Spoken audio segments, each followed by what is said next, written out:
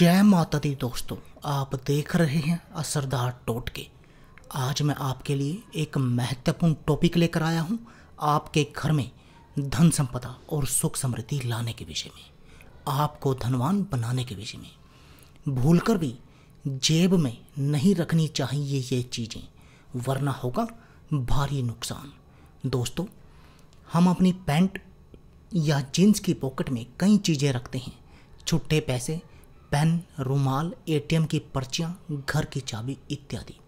कई बार जेब में ज़रूरी सामान रखकर हम भूल भी जाते हैं, जो कपड़े धोते समय मशीन के साथ धुल जाता है। मेरे साथ यह घटना कई बार हो चुकी है। इसी चक्कर में मैंने कई नोट और पेन ड्राइव खराब की। इसलिए कोशिश करता हूँ कि जब भी जेब में ऐसी चीज़ें रखूँ तो बाद में उन्हें याद से बाहर निकाल लूँ।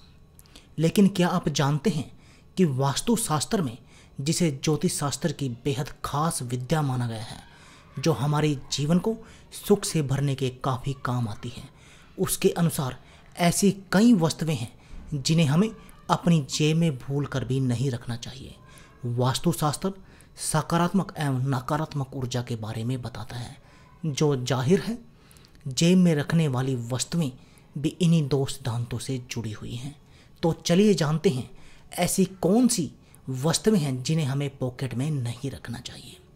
पहला, किसी भी चीज़ का बिल, फिर चाहे वो खाने पीने की पर्ची हो या फिर घर, ऑफिस या बिजली का बिल हो, इसे अपनी जेब में रखकर न घूमें।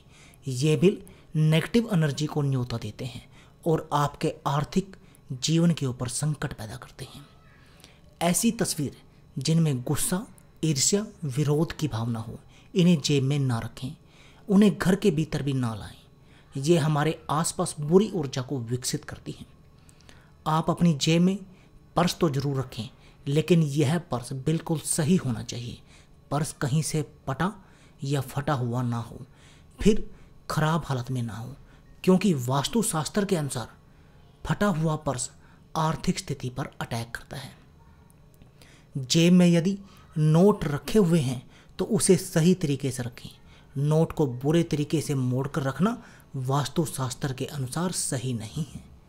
हमारी जेब में अक्सर टॉफ़ी या चिप्स के पैकेट होते हैं, लेकिन वास्तुशास्त्र के अनुसार खाने पीने का सामान जेब में नहीं रखना चाहिए।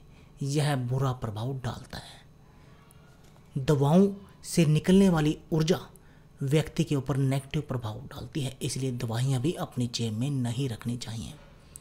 पिन, चाकू, सुई, ऐसी कोई भी वस्तु जेब में ना रखें।